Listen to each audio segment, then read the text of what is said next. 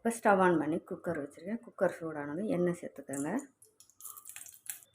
எண்ணெய் சூடானதும் 1 டீஸ்பூன் சோம்பு, 2 ஏலக்காய், 2 பட்டை, 1 ஸ்டார் பூ, கல்பாசி சேர்த்துக்கோங்க. சேர்த்துட்டு கட் பண்ண வெங்காயத்தையும் சேர்த்துக்கோங்க. 2 மிளகாய். இது கூட 1 டீஸ்பூன் இஞ்சி பொடியாக நறுக்கினது.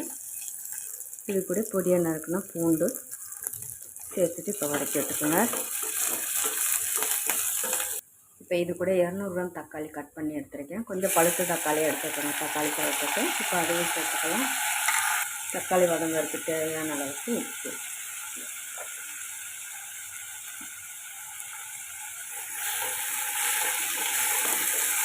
இதை நல்லா 2 நிமிஷம் வதக்கி விட்டு எடுத்துக்கோங்க. தக்காளி நல்லா வதக்கி எடுத்தாச்சு. இப்போ இதில் 1 ஸ்பூன் இஞ்சி பூண்டு பேஸ்ட்டு, 1/4 டீஸ்பூன் மஞ்சள் தூள், 1 ஸ்பூன் தயிர். இப்போ இஞ்சி பூண்டு பேஸ்ட்டு, தயிர் எல்லாத்தையும் சேர்த்து 1 நிமிஷம் வதக்கி விட்டு எடுத்துக்கோங்க. இப்போ நல்லா வதக்கி எடுத்தாச்சு.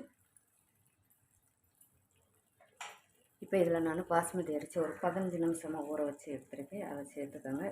பாஸ்மதி அரிசி இல்லைன்னா சாப்பாடு அரிசி சேர்த்துக்கோங்க. சாப்பாடு அரிசிங்கும் போது ஒரு 1/2 மணி நேரம் ஊற வச்சு எடுத்துக்கோங்க மேக்ஸிமம்.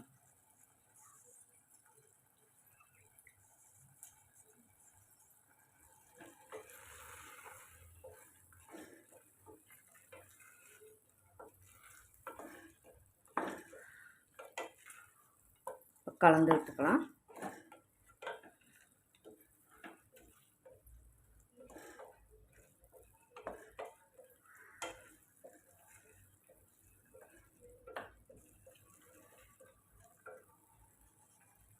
ரைஸ் எல்லாம் கலந்து விட்டாச்சு. இப்போ நான் அரிசி எடுத்த கிளாஸுக்கு நான் தண்ணி எடுத்துருக்கேன். நல்லா சுடு தண்ணி கொதிக்க வச்சு எடுத்துருக்கேன். இப்போ அதை சேர்த்துக்கிறேன்.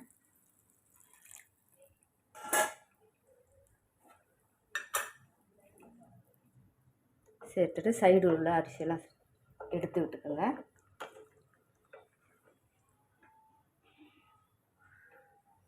எடுத்து விட்டுட்டு இப்போ இருக்கிற தக்காளி வதங்கும் போது உப்பு சேர்த்துருக்கீங்க. இப்போ தேவையான அளவுக்கு சாதத்துக்கு உப்பு சேர்த்துக்கோங்க.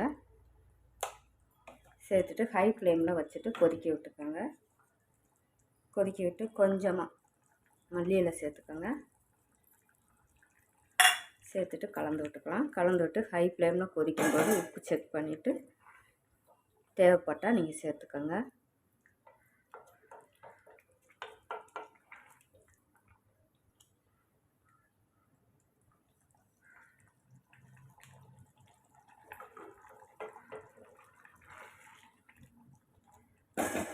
நான் போட்ட உப்பு கரெக்டாக இருக்குது. இப்போ சாதம் நல்லா கொதிச்சு வருது. இப்போ இந்த டைப்பில் ப்ரெஷர் போட்டு விசில் விட்டு எடுத்துக்கோங்க.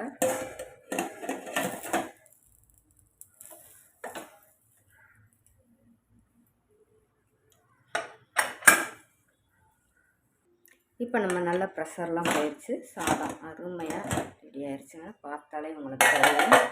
நல்லா சோறு உதிரியாக நல்லா நிற்கிறத பார்த்தாலே தெரியுங்க, குலையாமல். இன்றைக்கி அருமையான தக்காளி பாத், சிம்பிளான ரெசிபி தான் பார்த்துருக்கோம். லஞ்சு பாக்ஸுக்கு ரொம்ப டேஸ்ட்டு அருமையாக இருக்குங்க.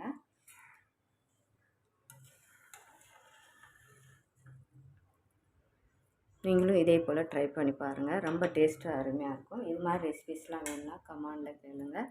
தேவிஸ் கிச்சனை சப்ஸ்கிரைப் பண்ணுங்கள், சப்போர்ட்டு பண்ணுங்கள். தேங்க்யூ.